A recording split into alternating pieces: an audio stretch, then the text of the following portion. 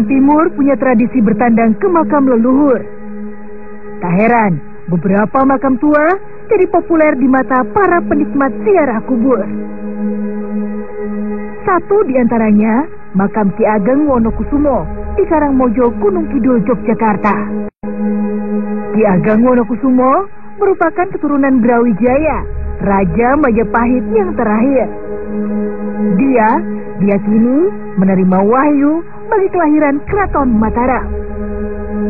Melalui sejarah panjang, Mataram meninggalkan jejaknya pada Yogyakarta sekarang. Siapa sebenarnya Ki Ageng Wonokusumo?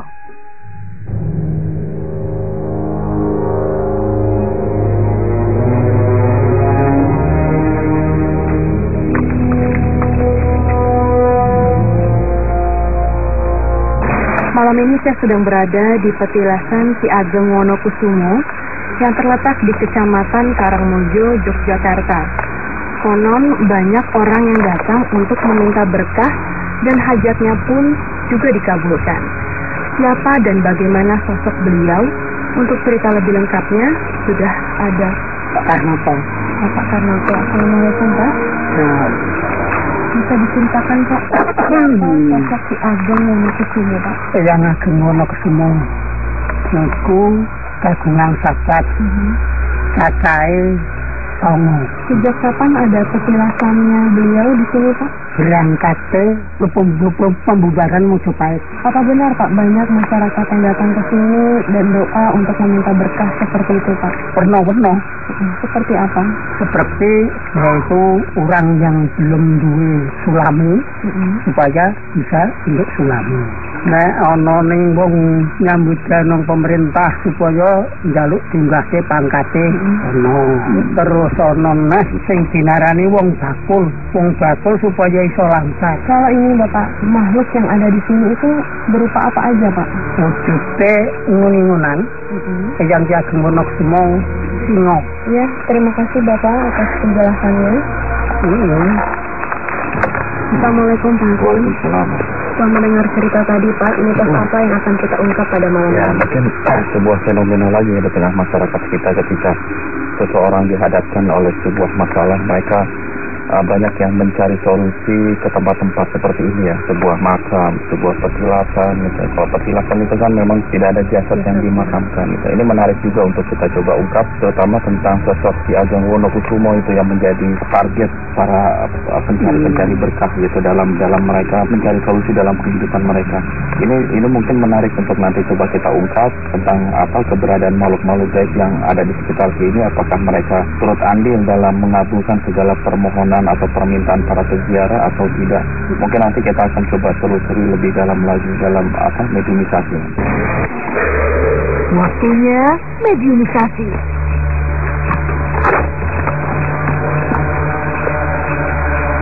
Assalamualaikum. Waalaikumsalam. Ada apa serangan saya dilakukan di sini? Ya, kami hanya ingin mengetahui tentang tempat ini. Tapi sebelumnya boleh tahu siapa Anda? Saya adalah datang dari daerah timur. Kalau Anda sendiri melihat banyak sosok makhluk-makhluk gaib yang berada di sekitar makam ini atau petilasan ini? Banyak bermacam-macam makhluk yang ada di sini. Untuk Anda yang tahu. Apa aja jenis yang Anda ketahui, yang Anda lihat? Saya hanya seorang bersemayam di tubuh ini. Ya, bersemayam. Saya dulu adalah seorang penari. Orang penari. Ya,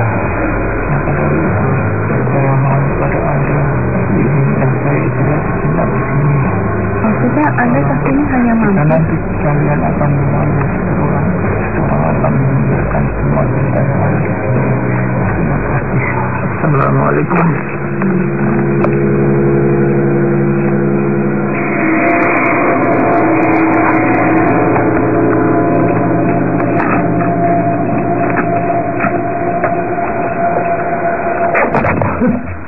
Tiba-tiba ada yang berubah dalam diri Umi.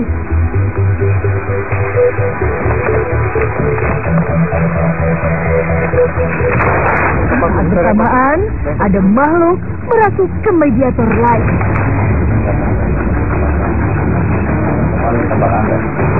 Assalamualaikum warahmatullahi wabarakatuh. Dengan kami, Anda boleh berdialog dengan kami. Ya. Ya, Anda boleh dulu. Boleh tahu Anda siapa? Saya Putri. Di Ageng Sukartosumo. Sudah lamanya ada di sini? Di mana tempat tinggalnya, Sekar? Ya. Ada apanya? Kesepakatan apa? Kenapa memangnya Anda terganggu atau terusik dengan kedatangan Bapak Hakim? Sepertinya makhluk ini tidak menyukai keberadaan Pak Hakim. Ya, mungkin tersinggung dengan warna hijau ini. Apanya bisa berbagi informasi tentang makam Ki Ageng Wonokusumo?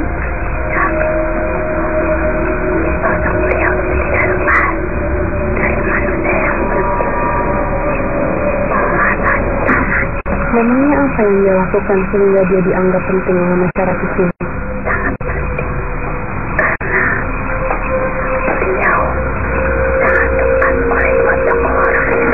Buat tokoh orang itu maksudnya siapa nih?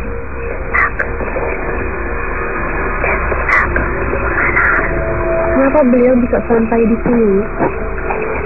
Orang itu jaga pengalaman. Dia diberitahukan dari salah satu orang tua. Beliau mengatakan bahwa di masa keturunan mereka akan menjadi raja tanah. Senang siapa yang mengatakan itu? Terus apa sih yang mereka lakukan setelah Sunan Kalijaga bicara bahwa di antara keturunan mereka akan lahir raja di tanah ini sama? Anda tahu?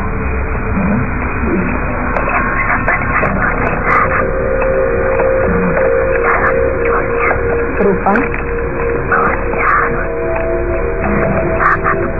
Buah apa itu? Buah apa? Buah kelapa. Sabdi 2 Dunia. Jelas.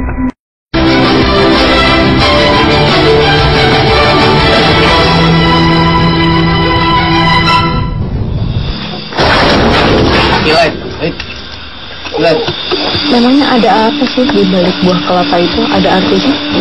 Iya. Anda butuh potong. Saya suka katakan. Beliau harus jauh dari saya. Ya.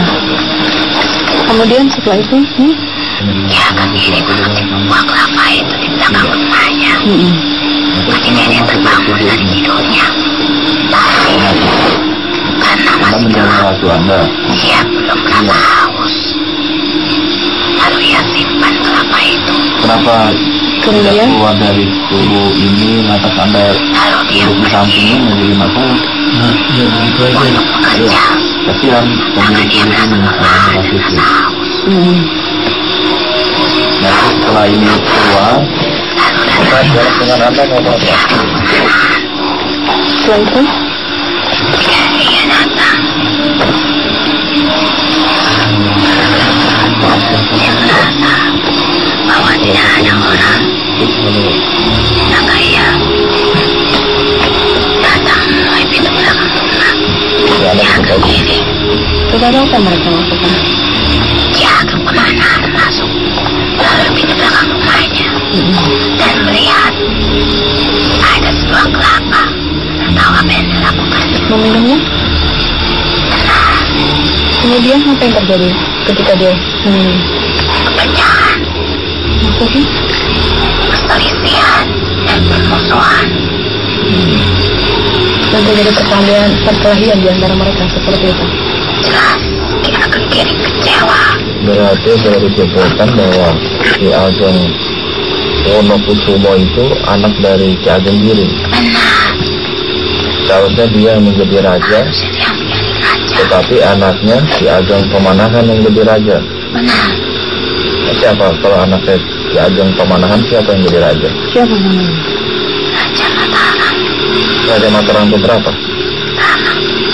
Dan saya penasaran sama sosoknya Sekar sendiri. Kenapa mengapa bisa ada di sini dan kenal begitu dekat dengan beliau? Kalau boleh tahu, Anda ini sebenarnya siapa? Apa ada keterkaitan dengan Ki Ageng? Keterkaitan ada, karena saya selalu ada bersama orang-orang yang ingin mempunyai kekuasaan. Orang-orang yang selalu bergejolak, orang-orang yang selalu marah. Musuh. Jadi maksudnya makhluk sejenis Anda ini selalu ada ketika manusia berperasaan dendam, emosi, marah.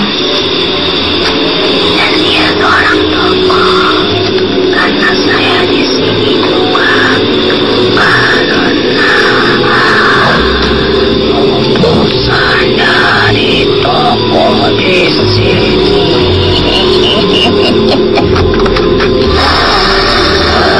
Sosok yang kalian kenal.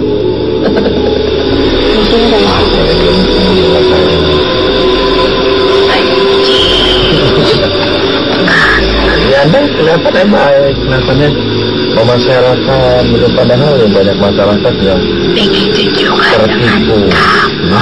Kata siapa? Terlihat baik, tapi hatimu busuk.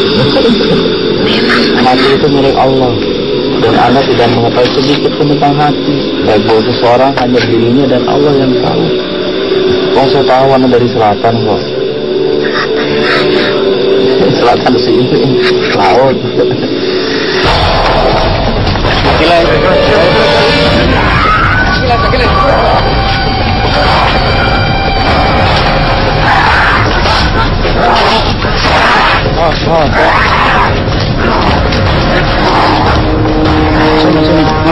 Putri.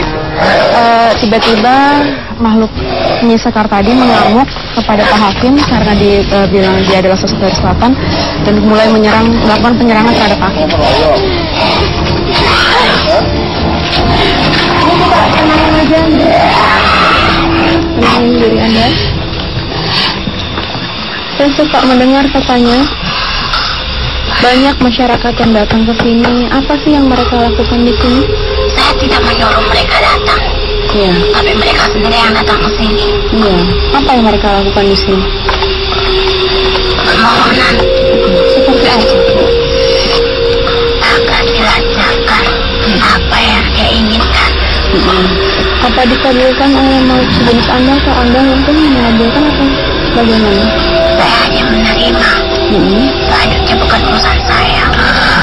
Menerima, memangnya apa yang mereka bawa? Saya hanya menerima persembahan mereka. Apa sih yang mereka persembahkan biasanya? Bunga-bunga, makanan. Saya juga pernah mendengar cerita katanya kalau mau bertemu dengan sosok Ki Ageng Wonokusumo itu sebelum melihat Ki Ageng akan ditampakkan wujud hewan berupa singa dan ular. Oh, singa yang ini. Iya. Memang itu ada tanda apa sih? Kenapa harus singa? Itu raja penguasa. Berarti maksudnya Ular itu ikatan. Raja menjadi pemimpin. Dia akan mengingat bawahannya. Dia akan tunduk dan patuh pada perintah-perintahnya. Lama pun sadar. Adapun di Labuan Banten ada sebuah makam seorang tokoh setempat. Namanya terlalu panjang untuk diingat. Dialah Syekh Aki, Mas Raden Jaya Tumenggung Agung Jagaraga. Nampaknya bukan nama panjang itu yang membuat Raden Tumenggung Agung dipuja hingga wafat. Namun jejak kebaikan yang tertinggal turun-temurun. terdapat sebuah makam karomah di daerah Badur, Rancaterep, Labuan Banten. makam ini banyak sekali dikunjungi oleh para peziarah dan masyarakat mempercayai adanya berkah yang didapat apabila berziarah ke tempat ini. Dan sekarang di samping sini sudah ada Pak Tony. Assalamualaikum Pak Tony. Ini Pak Tony ini salah satu yang sering berziarah. Iya. Sebenarnya ini makam siapa sih Pak? Makam Aki Mas Radjaya Tembung Agung Jakarta. Nah, Bapak kan salah satu yang sering berziarah. Iya. Pernah mendapatkan berkah apa gitu Pak? Ya alhamdulillah banyak keajaiban bagi saya gitu ya. Istri saya hamil, terus saya ngelamun gimana caranya, posisi janin tuh sungsang. Tiba-tiba malam Khamis saya mimpi itu suruh ngambil tanah gitu. Terus saya ambil tanahnya tersebut, terus saya ditempel sama saya ke dada istri saya. Alhamdulillah lahirnya tuh selamat. Terima kasih banyak Pak Tony. Ya. Saya sudah mendengar penjelasan Pak Tony dan beliau mengatakan dia mendapatkan berkah dengan berziarah di sini. Itu sendiri bagaimana? Karena memang yang harus dipahami bahwasanya keberkahan itu hanya milik Allah, bukan berasal dari makam, bukan berasal dari segala sesuatu, tetapi Allah yang memberikan sebuah solusi terhadap permasalahan yang sedang kita hadapi. Mungkin salah satu wasilahnya dengan keikhlasan kita berzikir kepada Allah gitu, bukan melalui permohonan kepada makam gitu. Itu yang harus dipahami. Ada cerita apa di balik makam ini? Nanggut. Ya apa ini? Temenggung. Oh, Temenggung. Ngarang dari. Saya belum kenal Temenggung, nama panjangnya aslinya siapa ya? Temenggung Raden Kusamba. Kalau saya boleh tahu ini di samping makam Temenggung itu ada makam siapa saja nggak? Itu para nabi. Para nabi. Nabi apa? Nabi Idris. Nabi Rasul gitu. Mungkin. Emang bisa memberikan apa? Makam-makam itu bisa memberikan apa? Hayang nambah dia. Hayang kaya benghar. Hayang benghar mah ulah. Oh kenal? Ulah kesudi aing. Ziarah ke sini biasanya suka meminta apa sih? Hah? Mereka berdoa untuk apa? Jelema nu doa ka dia eta kumaha kahayangna. Jadi orang teu bisa nyatakeun gitu. Anda minta disembuhkan penyakit misalnya? Insya Allah. Iya. Dicagerkeun. Memangnya yang suka mengabulkan keinginan orang yang berziarah ke sini siapa sih? Yang mengabulkan keinginan itu bukan saya. Terus siapa? Oh. Iya kan. Jadi kalau misalnya ada penziarah mintanya ke Anda misalnya gitu, nggak bisa. Nggak bisa. Jadi tetap aja Allah yang mengabulkan. Ayo balik. Iya. Guys, itu Pak. Iya. Guys, yuk. Assalamualaikum. Ya, waalaikumsalam. Bismillah.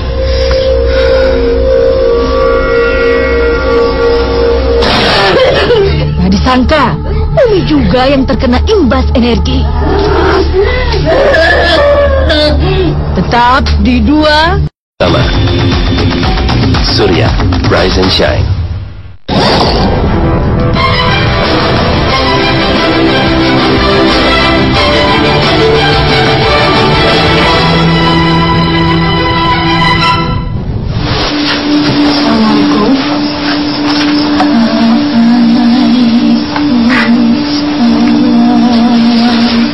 Kami kesini datang untuk mengetahui tentang makam yang ada di sini. Ada yang mengetahuinya? Anda tahu beliau siapa? Tidak. Siapa beliau? Bukan Kencana. Bagaimana kehidupan zaman dulunya? Beliau pernah hidup di masa kejayaan Sultan Agung Tirtayasa. Ada hubungannya beliau dengan Sultan Agung Tirtayasa? Ada. Dia sangat dekat dengan salah seorang putranya yang bernama Syekh Yusuf.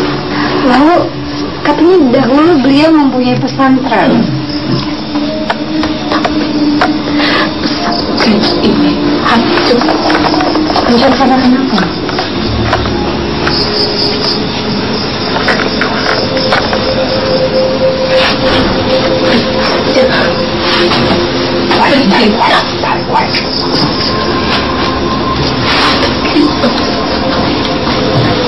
Apakah semua santri-santrinya juga meninggal?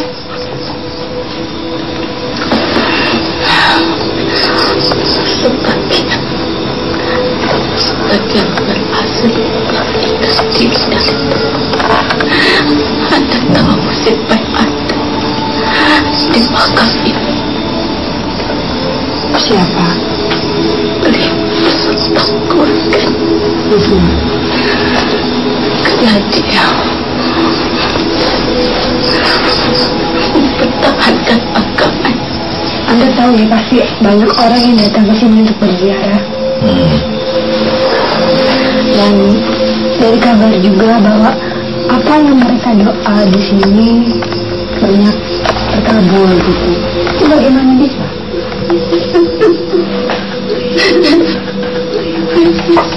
Kenapa?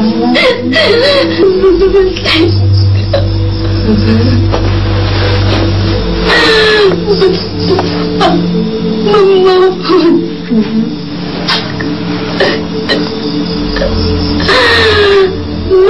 makam ini akan beliau senang. Kenapa ketika datang ke tempat ini bukan dalam rangka mengingat mati? Manusia akan mati. Apa yang sudah mereka bawa? Sampai kapan kau hidup? Apakah kau tahu besok kau masih hidup atau tidak? Perbuatan baik apa yang sudah kau lakukan hari ini? Apa? Jangan sampai terbawa hawa nafsu. Ada nggak makhluk-makhluk sebangsa Anda gitu di alam Anda yang memang membantu manusia, baik diminta maupun tidak diminta? Pernah berpesan kepada para diamlah kamu jika ucapan membawaku berduka. Berkatalah engkau jika kata-katamu membawa doa.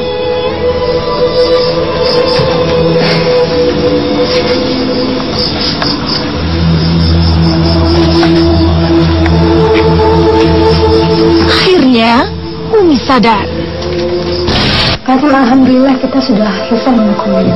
Lalu hikmah apa yang bisa kita ambil Pak Hakim? Ya, yang pertama intinya sih sebenarnya karakter makhluk ya. Seperti itulah ketika kita bersinggungan dengan makhluk gaib. Karena ada memang yang ngomong apa adanya, karena juga ada yang ngomong-ngomong godaan-godaan yang menguji keilmuan kita, kedalaman pengetahuan kita tentang makhluk. Kalau kita tidak memfilter apa yang kita terima informasi dari gaib, karena apa dia akan tersesat dan terjerumus ke dalam jurang kesesatan. Terima kasih banyak Pak Hakim atas penjelasannya. Sama-sama. Pernah berpesan kepada para diamlah kamu jika ucapan membawaku berduka. Berkatalah engkau jika kata-katamu membawa doa.